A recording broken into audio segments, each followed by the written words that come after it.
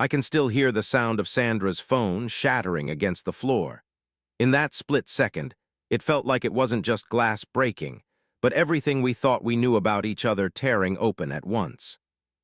The living room had been warm a moment before, full of late afternoon light and the quiet hum of the city outside. Sandra sat on the edge of the couch, her thumbs flying across the screen, face lit by the cold glow of that phone. I remember how tired her eyes looked, how her shoulders stayed slightly raised, like she was always bracing for something. I wanted to ask if she was okay, but I'd asked that too many times already this week, and every time she'd answered with the same small, practiced smile. "I'm fine, Keanu. Really." It sounded polite, but not honest. Alex paced behind the coffee table, his steps short and sharp like he was walking inside a cage. He kept glancing at the phone in Sandra's hands as if it were a person standing between them.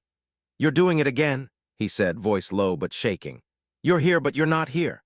Sandra didn't answer right away. She just finished the message she was typing, hit send, and then locked the screen like she was sealing a door. She looked up, calm on the outside, but her fingers still trembled around the phone. "I told you it's important," she said. "I can't explain yet." I was the one sitting in the middle, literally and emotionally, on the armchair between them. Alex was my oldest friend.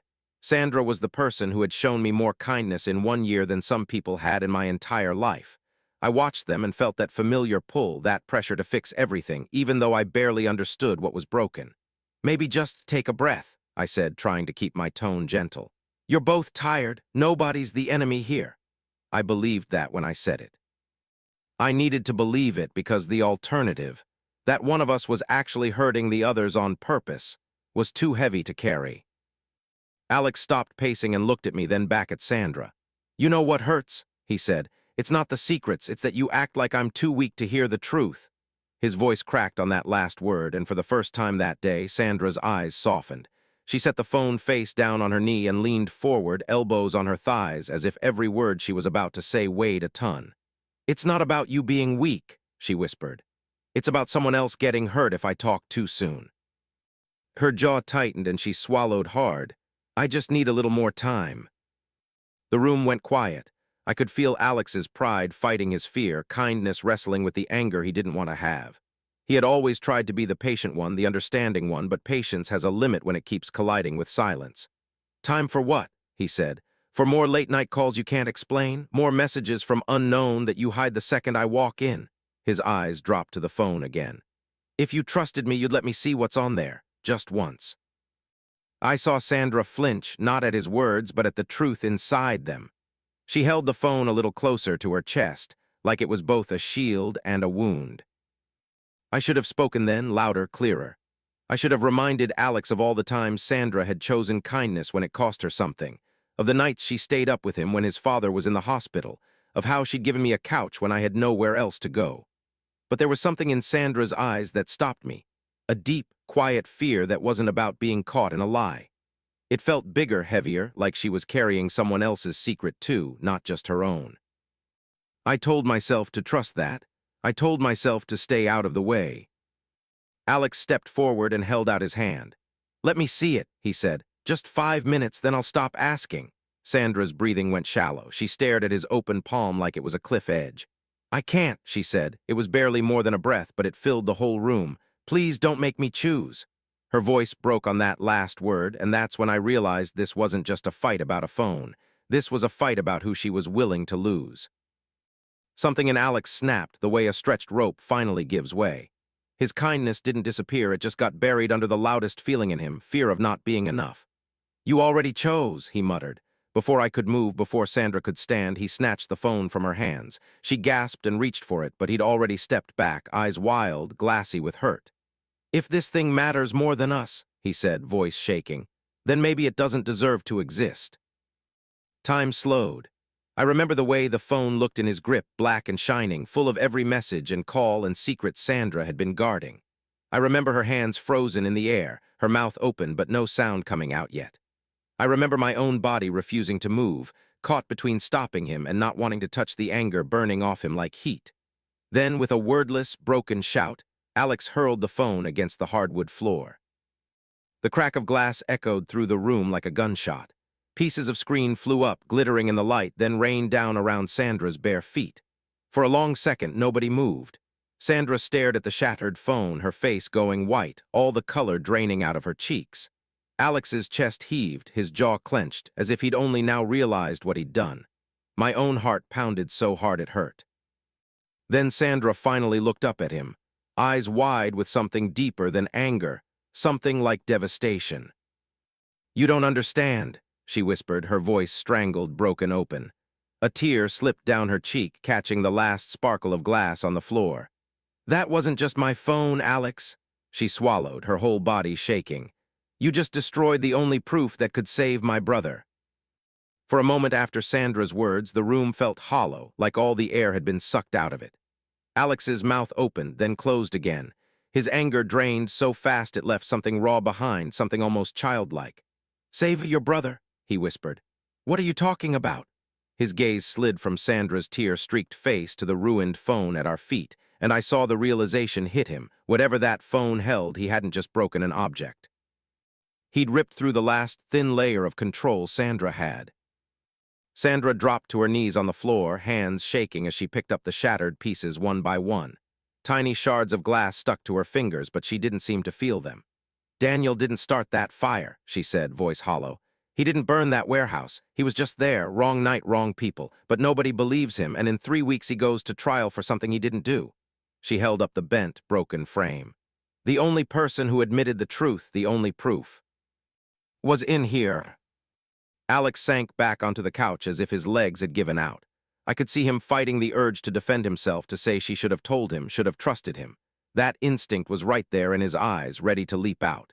But then he looked at her bleeding fingers, at the way her shoulders curled in around her chest, and something softer pushed forward instead. His voice came out small. "Why didn't you tell me, Sandra? Why would you carry that alone?"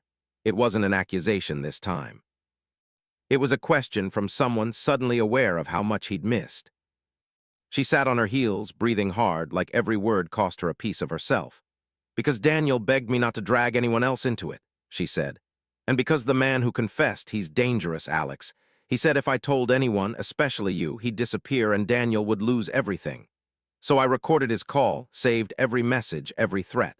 I was building a case quietly with a public defender who barely has time to answer emails. That's why I was always on the phone at night. That's why I couldn't explain." Her eyes met his, full of apology and exhaustion. "I wasn't hiding from you. I was trying to protect you from him." I felt a chill slide down my spine.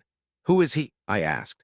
"This man who confessed." Sandra hesitated just a second too long, her lips parted, then pressed together again. "I only know him as Marco," she said. "He used to run with Daniel years ago. Now he works at some auto shop outside town. He said he'd come forward when he was ready, but weeks kept passing. I started recording everything in case he changed his mind. Those recordings were on that phone." Her voice cracked again. "And the last message he sent, it was finally different. He said he was almost ready to tell the truth to the police. That's what I was answering when you—" She looked down at the broken pieces in her lap. Guilt hit Alex like a physical blow. He leaned forward, elbows on his knees, face buried in his hands. "I thought you were cheating on me," he admitted, words muffled.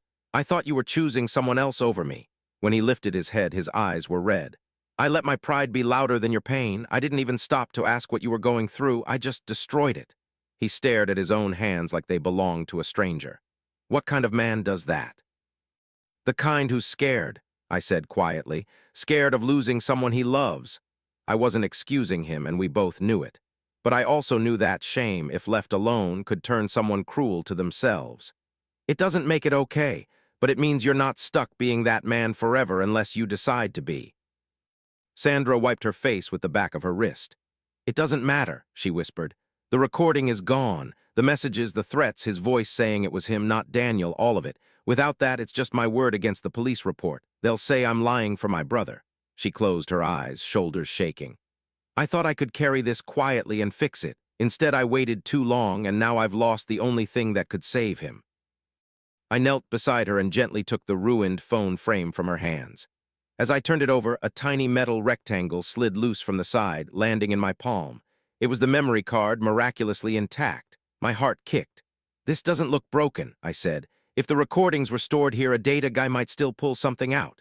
Sandra's eyes flew open, hope and fear colliding in them so fast it almost hurt to see. Alex straightened, clinging to the possibility like a lifeline.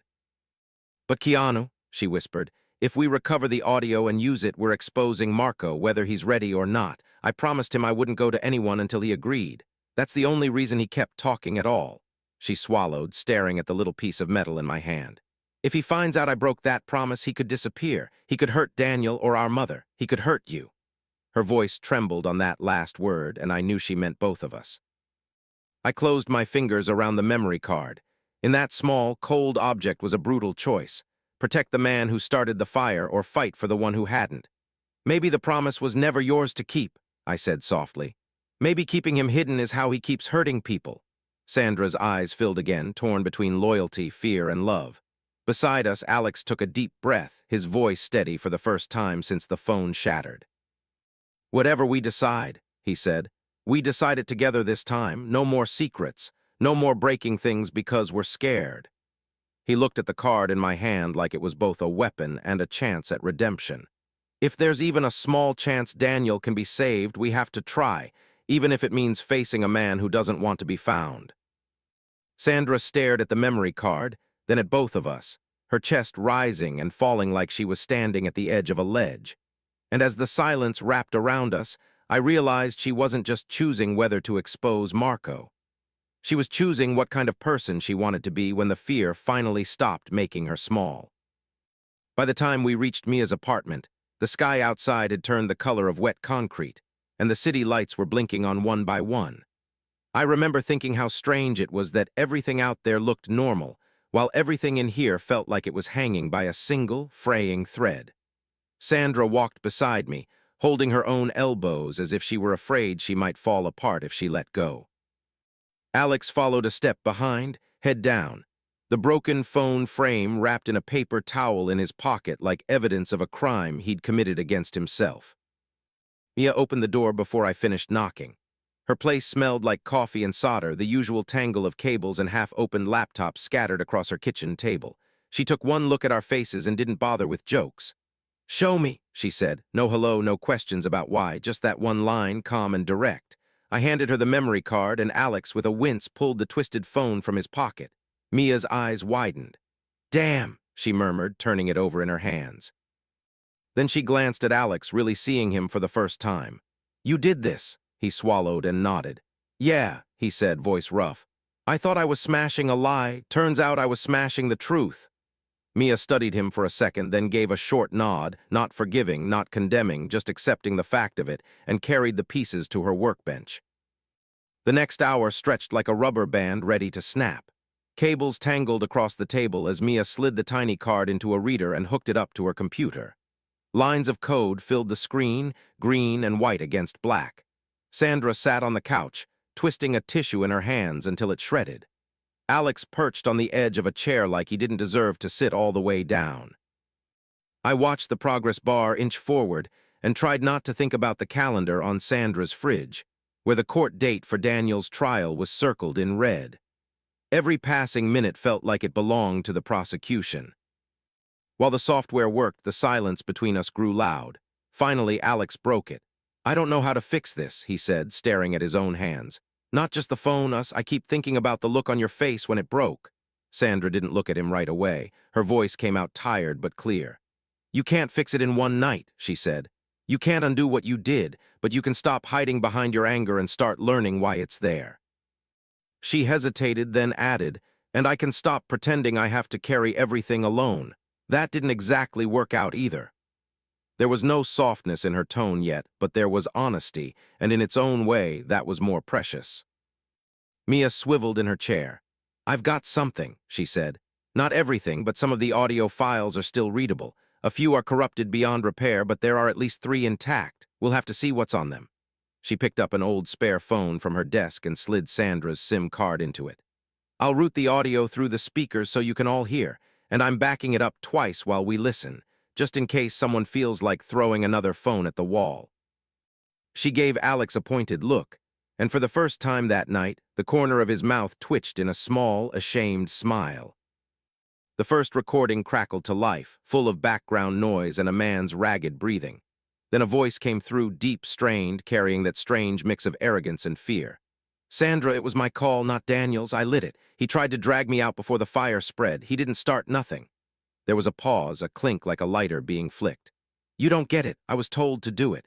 Ellis wanted the payout, said the place was worth more burned than alive. If I talk, he comes for me.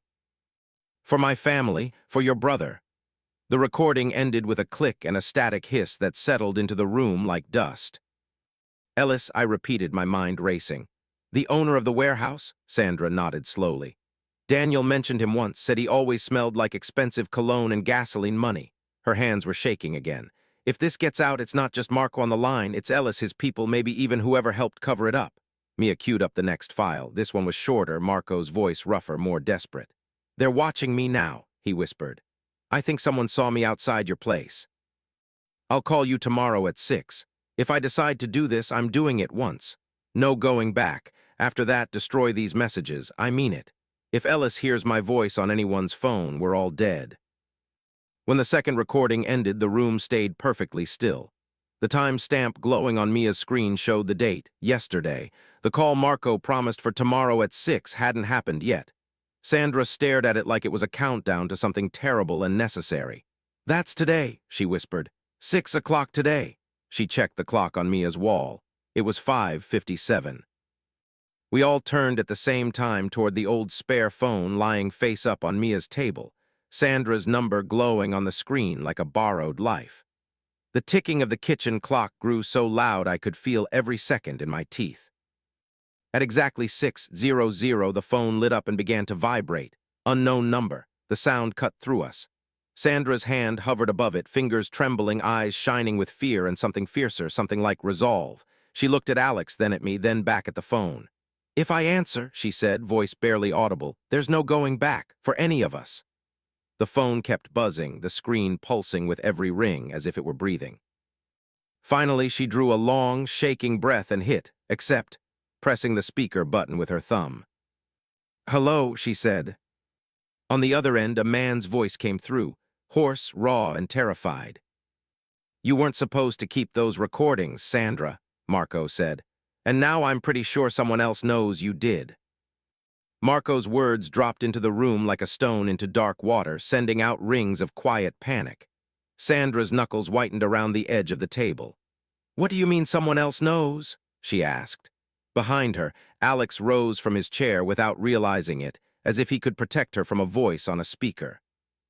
There was muffled noise on Marco's end, like he'd ducked into an alley. "A car's been outside my place all day," he said. "Same black sedan that followed me after we met last week. Ellis doesn't trust me anymore. He thinks I'm talking. I saw one of his guys on my block this morning, the tall one with the broken nose." His breath hitched. "If he even suspects you kept proof, you and your brother are done. I shouldn't have called you again. This was a mistake." His fear was so thick I could almost taste it. Sandra closed her eyes for a moment, then opened them with a clarity I hadn't seen in weeks. "Marco, listen to me," she said, her voice low but steady. "The recordings are already out of my hands. If anything happens to me or Daniel, they go straight to the police, to the press, to anyone who will listen. The only way you walk out of this with any chance at a life is if you stand up now and tell the truth. You lightened that match, but Ellis poured the gasoline. You know that." There was no hatred in her words, only a hard, painful honesty. It was not the voice of someone trying to destroy him. It was the voice of someone asking him to be more than his worst choice. Marco stayed silent so long I thought the call had dropped. When he finally spoke, his voice had changed. It was still shaking, but there was a tired resolve under it. "You sound like my sister," he muttered. "She used to say there's always one last chance to do the right thing right before you run out of chances for good." He took a breath that sounded like it hurt. "All right, I'll talk, but not over the phone, not with them out there. You bring someone who knows the law. We meet somewhere public. If I'm going down, Ellis is going down with me." Mia scribbled something on a sticky note and held it up to us, recording this call. Safe. She tapped a key and a little red light blinked on her screen. "We have a lawyer," I said, stepping closer to the phone. It wasn't exactly true yet, but I knew who I could call. "Daniel's public defender. She's exhausted and underpaid, but she still cares. We'll bring her. Name the place." Marco named a diner near the highway, the kind of place that always smelled like burnt coffee and tired hope. "Half an hour," he said. If I don't see you by then, I'm gone, and you never hear from me again." The line went dead before we could answer. The next 30 minutes blurred into motion. I phoned Ms. Alvarez from the hallway, my words tumbling over themselves as I explained the recordings, the confession, the meeting. To her credit, she didn't waste time doubting me. "If even half of what you're saying is true, this changes everything," she said. "Text me the address, I'm leaving now." Back in the apartment, Sandra and Alex were already on their feet, ready to go. Alex grabbed his jacket and turned to her, eyes dark but clear. "If anything happens tonight, it should happen to me," he said quietly. "I'm the one who broke the proof. I'm the one who made this harder." Sandra shook her head. "No," she replied. "You're the one who's going to help me walk through that door. We all do this together or we don't do it at all." The diner's neon sign flickered weakly as we pulled into the parking lot. Inside, the air was thick with grease and old country songs leaking from a tired jukebox. Marco sat in a corner booth, hoodie up, eyes darting to the windows every few seconds. Ms. Alvarez arrived almost at the same time we did, her briefcase hanging off one shoulder, hair still damp from a rushed shower. When Marco saw us all together, lawyer included, he swallowed hard. "I thought you might sell me out," he said to Sandra. "Turn the tapes in and let them take me alone." Sandra slid into the booth across from him, her hands flat on the table.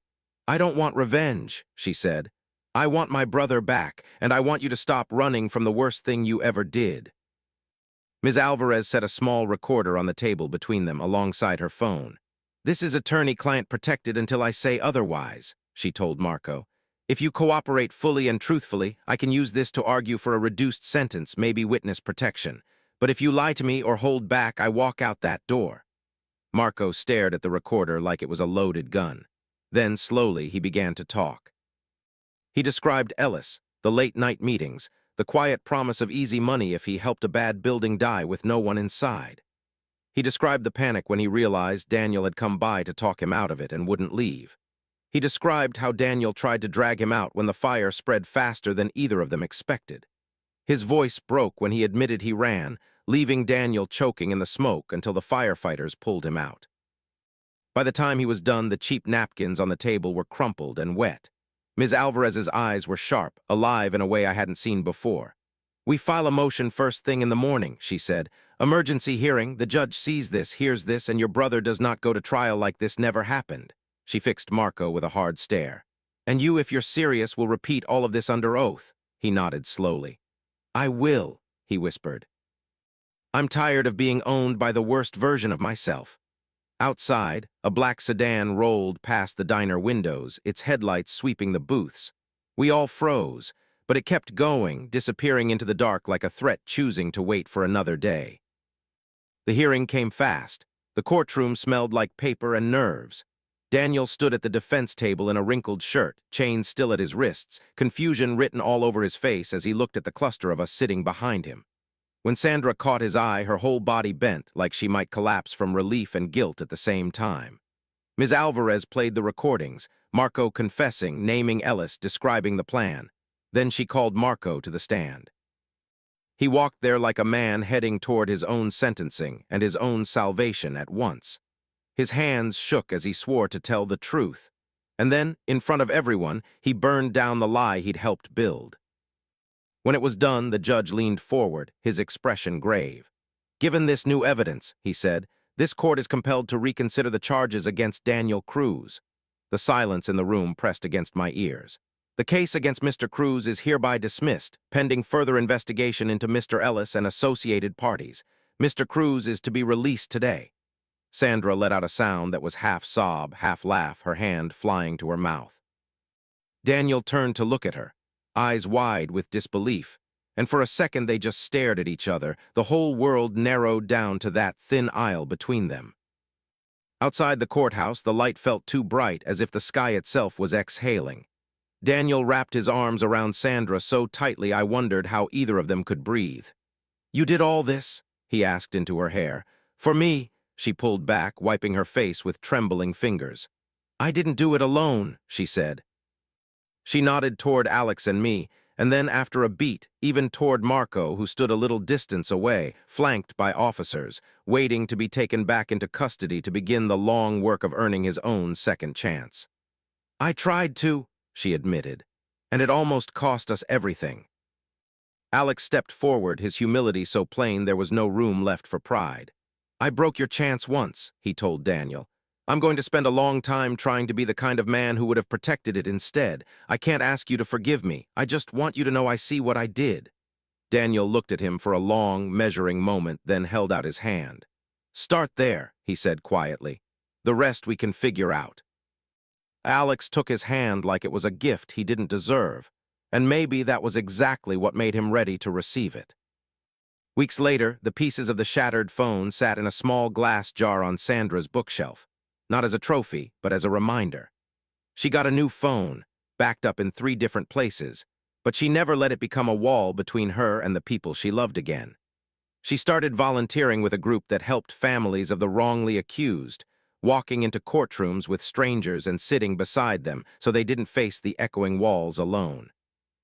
Alex signed himself up for therapy and anger management classes, not because anyone forced him to, but because he finally understood that love without humility can do real harm. He showed up, week after week, learning to sit with his fear instead of throwing it at the nearest fragile thing. As for me, I stopped pretending I was only meant to stand in the middle and patch things when they broke. I started saying the harder truths sooner, even when my voice shook. I kept in touch with Marco through Ms. Alvarez, sending books and letters to the prison where he was serving his reduced sentence. In one of his notes, he wrote, "The day I told the truth was the first day I stopped being only the man who lit that match." It wasn't redemption wrapped in a bow. It was just the first piece of it. Sometimes, late at night, I still hear the sound of that phone shattering, the crack, the gasp, the stunned silence after. But now it doesn't end there. In my mind, the sound is followed by others. The click of a recorder turning on, the tremble in Marco's voice as he confesses, the judge's gavel dismissing the charges, Daniel's laugh when he steps into the sunlight as a free man. A moment of destruction had nearly stolen all of that. Instead, because 3 people chose courage over comfort, humility over pride, and kindness over fear, that moment became the doorway to something truer. The glass never went back together.